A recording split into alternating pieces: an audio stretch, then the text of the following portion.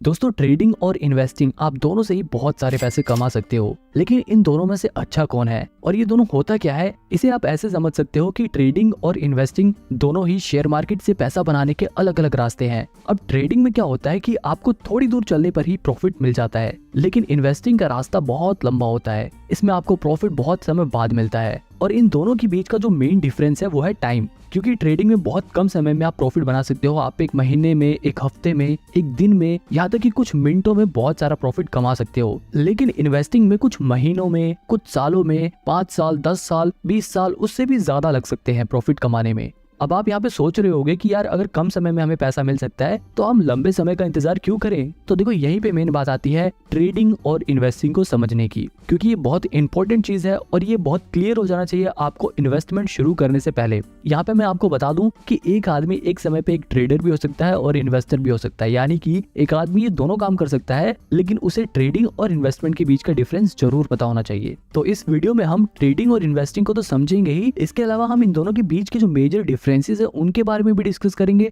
और सबसे आखिरी में मैं आपको ये भी बताऊंगा कि आपको ट्रेडिंग करनी चाहिए या इन्वेस्टिंग करनी चाहिए।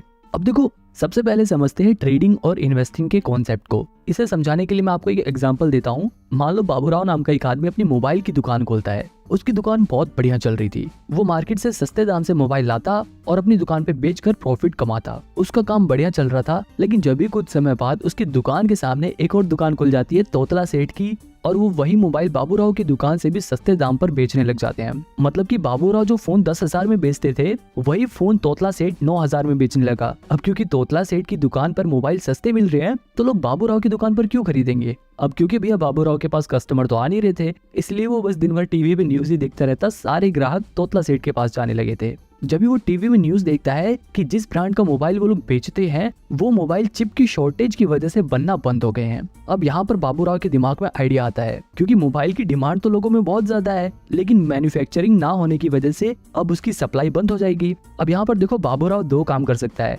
पहला ऑप्शन ये है कि वो रोज सवेरे उठते ही सबसे पहले तोतला सेठ की दुकान पर जाकर उसके सारे फोन 9,000 में खरीद ले और उन्हें अपनी दुकान पर वापस 10,000 में बेचकर प्रॉफिट कमाए। दूसरा तरीका ये है कि वो रोज सवेरे तोतला सेठ की दुकान पर जाकर उसके सारे मोबाइल खरीद ले और उन्हें अपने वेयर हाउस में स्टोर करके रखे, उन्हें बेचे नहीं। इसी तरह वो कुछ महीने अपने पास उन फोन्स को स्टोर करके रखे और जैसे ही उस फोन का प्राइस मार्केट में बढ़ जाए और उसकी डिमांड मार्केट में बढ़ जाए, वो उन फोन को 10,000 की जगह 12,000 में बेचकर ज्यादा प्रॉफिट कमाए। अब यहाँ पर देखो, ट्रेडिंग और इन्वेस्टिंग को समझो। बाबूराव जब डेली फोन सस्ते में खरीद कर उन्हें बेच रहा था, तो वो ट्रेडिंग कर रहा था। लेकिन जब बाबूराव ने फोन को कुछ महीनों के लिए स्टोर करके रखा और जैसे उनका प्राइस बढ़ा, उसने जब बेचा तो उसने इन्वेस्टिंग करी, क्योंकि वो डेली चीजों को सेल नहीं कर रहा, बल्कि वो उन्हें कुछ महीनों बाद कर रहा है। बिल्कुल इसी तरह ट्रेडिंग और इन्वेस्टिंग वर्क करती है। बस शेयर मार्केट में फोन की जगह शेयर्स आ जाते हैं। मतलब हम शेयर मार्केट में डेली फोन्स की जगह शेयर्स को सस्ते में खरीद कर उन्हें महंगे में बेचकर प्रॉफिट बनाते हैं, तो वो ट्रेडिंग होती है। और अगर हम शेयर्स को सस्ते में खरीद कर कुछ महीने, कुछ साल, 10 साल, 5 साल बाद जब वो शेयर का प्राइस बढ़ जाता है तब बेचते हैं, तब वो इन्वेस्टिंग कहलाती है।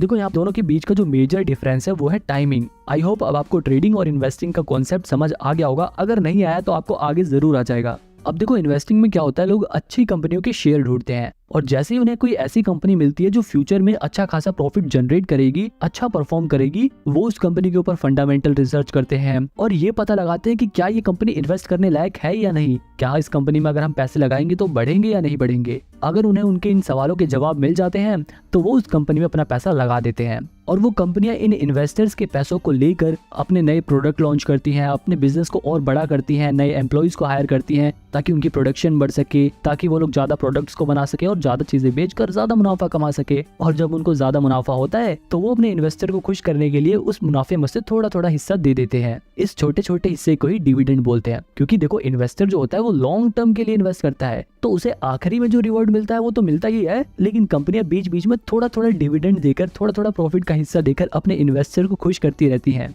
मतलब एक इन्वेस्टर को लॉन्ग टर्म में तो बहुत ज्यादा प्रॉफिट होता ही है, लेकिन उसको बीच बीच में थोड़ा थोड़ा डिविडेंड भी मिलता रहता है, जो उसके लिए एक अर्निंग का काम करती है। और मैं आपको बता दूं कि ऐसे बहुत सारे इन्वेस्टर हैं जिनकी सिर्फ डिविडेंड की कमाई लाखों करोड़ों में होती है।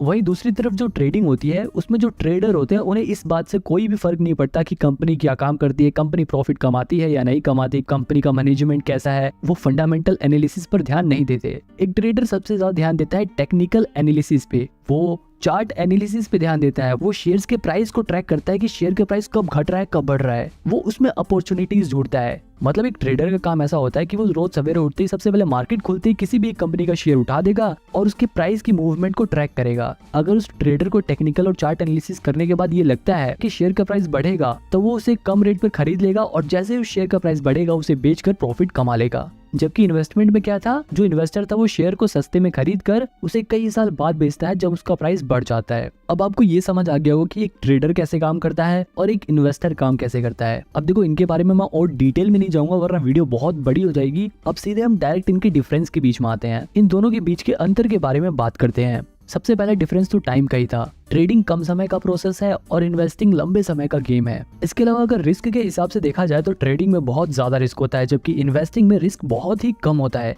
अब ऐसा नहीं है कि इन्वेस्टिंग में बिल्कुल भी रिस्क होता नहीं है, हो सकता है कि शॉर्ट टर्म में शेयर का प्राइस गिर जाए, लेकिन अगर कंपनी अच्छी चुनी है आप लोगों ने तो लॉन्ग टर्म में उस कंपनी का शेयर प्राइस जरूर बढ़ेगा और इस वजह से इन्वेस्टिंग में रिस्क बहुत कम हो जाता है। वही ट्रेडिंग रिस्की इसलिए होता है क्योंकि ये एक तरह का गैम्बल है। मान लो दो दोस्त हैं, वो आपस में हेड टेल वाला गेम खेलने का डिसाइड करते हैं और बोलते हैं कि अगर हेड आया तो तू जीत गया और टेल्स आया तो मैं जीत गया। तो ये देखो ये एक तरह का गैम्बल है और शेयर मार्केट में भी बिल्कुल ऐसा ही होता है। बस वहाँ पे दो जनों की जगह बहुत सारे लोग आ जाते हैं और वो लोग हेड टेल की बजाय शेयर के प्राइस घटने या बढ़ने के ऊपर बैट लगाते हैं। मतलब बहुत सारे लोग होते हैं जिसमें से कुछ लोग ये अंदाजा लगाते हैं कि शेयर का प्राइस गिरेगा और कुछ लोग अपने पैसे लगाकर कहते हैं कि शेयर का प्राइस बढ़ेगा। और ये लोग अपने पैसे कहाँ लगाते हैं, ये लोग अपने पैसे लगाते हैं ब्रोकर के पास, यानी कि ग्रो जीरोधा जैसे ब्रोकर के पास अपने पैसे लगाते हैं। अब देखो अगर शेयर का प्राइस बढ़ गया तो ये वाले लोग जीत जाएंगे, अगर ये लोग जीत जाएंगे तो जो लोग हार गए हैं उनका पैसा जीते हुए लोगों के पास चला जाएगा और उस जीते हुए पैसे में से थोड़ा सा कमीशन ये ब्रोकर्स रख लेते हैं।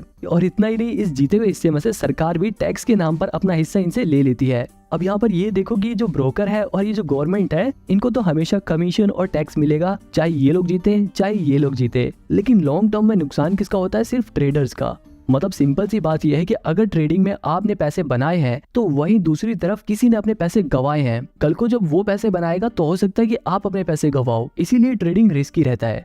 अब वापस अपने डिफरेंस की ओर चलते हैं। अब देखो एक और चीज है इन्फॉर्मेशन। ज्यादातर लोग ट्रेडिंग करते हुए प्राइस घटेगा या बढ़ेगा इस बात का पता लगाने के लिए टेक्निकल एनालिसिस करते हैं। वहीं अगर बात करें इन्वेस्टिंग की तो यहाँ पर इन्वेस्टर इस बात का पता लगाने के लिए कि कंपनी का शेयर प्राइस फ्यूचर में बढ़ेगा या नहीं बढ़ेगा, कंपनी फ्यूचर में ग्रो करेगी या नहीं करेगी, इसके लिए इस्तेमाल करते हैं फंडामेंटल एनालिसिस का। अब अगर आपको ये फंडामेंटल एनालिसिस सीखना है आप मेरी ये वाली वीडियो देख सकते हो, इसमें मैंने डिटेल में फंडामेंटल एनालिसिस को समझाया है। अब देखो एक और चीज है स्ट्रेस। जो ट्रेडिंग वाला बंदा होता है वो हमेशा स्ट्रेस में रहता है। अगर उसको प्रॉफिट हो गया तब तो वो पूरे दिन खुश रहेगा, लेकिन अगर उसको लॉस हो गया तो उसके दिमाग में पूरे दिन वही बात घूमती रहती है। ट्रेडिंग करते वक्त हर पल उसे बहुत टेंशन रहती है। अगर शेयर प्राइस गिर गया तो उसकी सांसें फूलने लगती हैं और जैसे शेयर प्राइस बढ़ने लग गया तो वो एकदम खुश होने लगता है। तो कहने का मतलब ये है कि ट्रेडिंग में बहुत ज्यादा स्ट्रेस रहता है जबकि इन्वेस्टिंग में स्ट्रेस बिल्कुल नहीं रहता, क्योंकि ये एक लॉन्ग टर्म प्रोसेस है। हो सकता है कुछ समय के लिए आपके शेयर प्राइस गिर जाए, लेकिन अगर आपने कंपनी अच्छी चुनी है तो फिर महीने बाद, एक साल बाद, कुछ साल बाद शेयर प्राइस जरूर बढ़ेगा और फ्यूचर में आपको प्रॉफिट होगा। अब देखो ट्रेडिंग वाला बंदा हरदम शेयर के बारे में देखता रहता है, लेकिन इन्वेस्टिंग वाला बंदा आराम से एक बार इन्वेस्ट कर देगा और फिर कुछ टाइम बाद अपना देखेगा इन्वेस्टमेंट, अच्छा हाँ मेरा शेयर प्राइस जितना बढ़ गया या इतना गिर गया, फिर दोबारा बंद कर लेगा, क्योंकि उसे बेचना नहीं है, उसने लॉन्ग टर्म के लिए इन्वेस्ट कर रखा है। फिर कुछ समय बाद वो दोबारा से खोल के देखेगा कि हाँ भाई अब तो आज मेरे शेयर प्राइस बढ़ गए, वो कम देखेगा और उसको कम टेंशन होगी। लेकिन ट्रेडर को हर पल टेंशन रहती है, प्रॉफिट होने के बाद भी और लॉस होने के बाद तो ऑब्वियसली रहती है।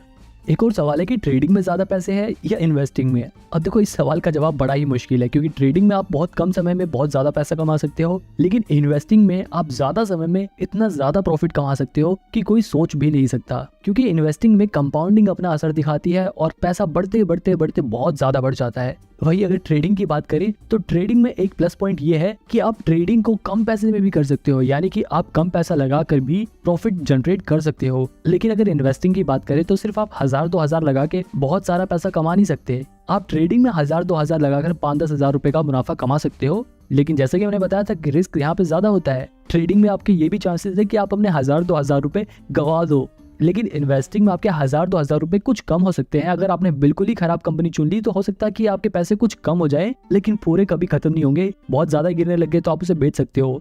तो मतलब ट्रेडिंग बहुत ज्यादा रिस्की है, लेकिन आप ट्रेडिंग में कम पैसे से भी ज्यादा पैसा कमा सकते हो। बात करें एक्सपेंस की, अगर आप ट्रेडिंग करते हो तो आपको ज्यादा चार्जेस देने पड़ेंगे, लेकिन अगर आप इन्वेस्टिंग करते हो, आप डिलीवरी में शेयर्स को खरीदते हो, तो आपको ब्रोकरेज कम देना पड़ेगा, यानी कि कम चार्जेस देने पड़ेंगे। जैसे कि मैंने आपको ऊपर वाले एग्जांपल में बताया था कि लोग ट्रेडिंग में बहुत सारी ट्रांजैक्शन करते हैं, इसलिए उनके ऊपर चार्जेस लगकर बहुत ज्यादा चार्जेस हो जाते हैं। लेकिन इन्वेस्टिंग में लोग एक बार शेयर खरीद लेते हैं तो उसे कई सालों बाद बेचते हैं, इसलिए उसके ऊपर चार्जेस बहुत कम लगते हैं।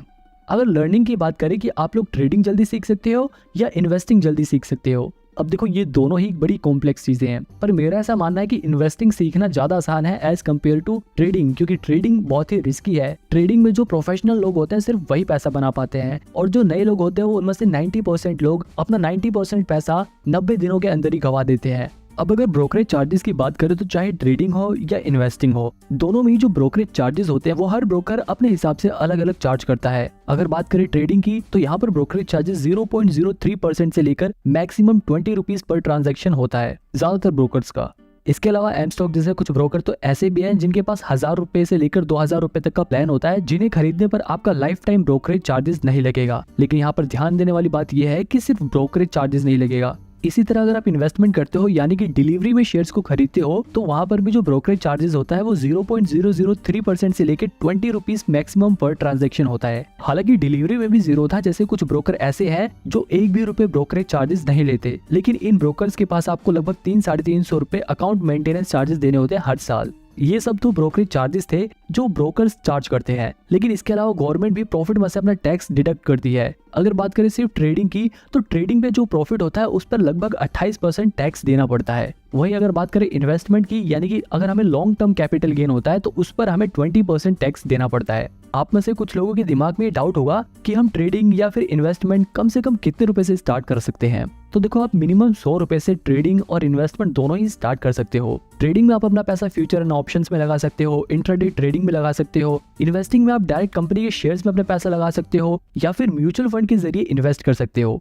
अब देखो, यहाँ पर एक और चीज तो ध्यान देने वाली है, अगर आप ट्रेडिंग करना चाहते हो, अगर आप फ्यूचर एंड ऑप्शंस में इन्वेस्ट करना चाहते हो, तो इसके लिए आपके पास इनकम स्टेटमेंट होना जरूरी है। जबकि ट्रेडिंग में आपको इनकम स्टेटमेंट की कोई जरूरत नहीं होती, बस आप अपना डीमेट अकाउंट खुलवाओ और इन्वेस्ट करना स्टार्ट कर दो। ट्रेडिंग और इन्वेस्टिंग की बात यहीं पर खत्म करते हैं और मेन सवाल का जवाब जानते हैं कि आखिर आपको क्या करना चाहिए, आपको ट्रेडिंग करनी चाहिए या इन्वेस्टिंग करना चाहिए।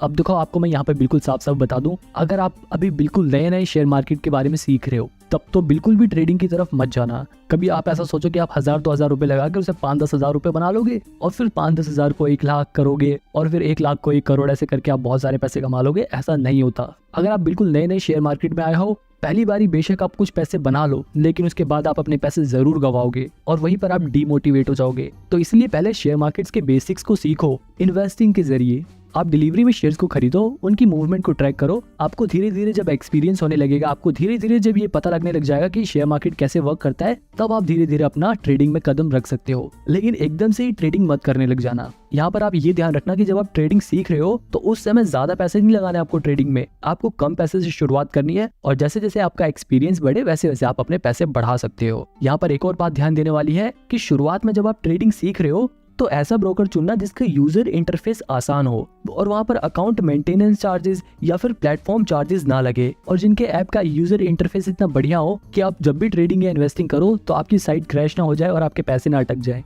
आप इसके लिए शुरुआत में एंजल वन जैसे ब्रोकर के जरिए ट्रेडिंग करना स्टार्ट कर सकते हो, और अगर आपके पास थोड़े पैसे आ जाए तो आप जीरोधा, एंजल वन, अपस्टॉक में से किसी में भी डीमेट अकाउंट खोल के ट्रेडिंग स्टार्ट कर सकते हो। लेकिन मैं आपको फिर भी सजेस्ट करूंगा कि आप ट्रेडिंग जब ही करना जब आप खुद के पैसे कमाने लग जाओ और अपने पैसे गंवाने का रिस्क ले सको, क्योंकि बहुत सारे ऐसे लोग हैं जिन्होंने अपना पैसा गंवाया भी है। लेकिन आपको हमेशा पॉजिटिव साइड सोच के चलनी है। चाहे आप इन्वेस्टिंग करो चाहे ट्रेडिंग करो, आपको यकीन रखना है कि हाँ, मैं प्रॉफिट अर्न कर सकता हूँ। और अगर आप एक सैलरीड पर्सन, आप हर महीने कमाते हो, आपका मेन मकसद सिर्फ अपने पैसों को भविष्य में सिर्फ बढ़ाना है, तो ऐसे लोग सिर्फ इन्वेस्टिंग कर सकते हैं। वो लोग म्यूचुअल फंड में अपने पैसे लगा सकते हैं, उन्हें ट्रेडिंग करने की कोई भी जरूरत नहीं है। अब इन सभी ब्रोकर के बारे में डिटेल में जानने के लिए आप मेरी ये वाली वीडियो देख सकते हो।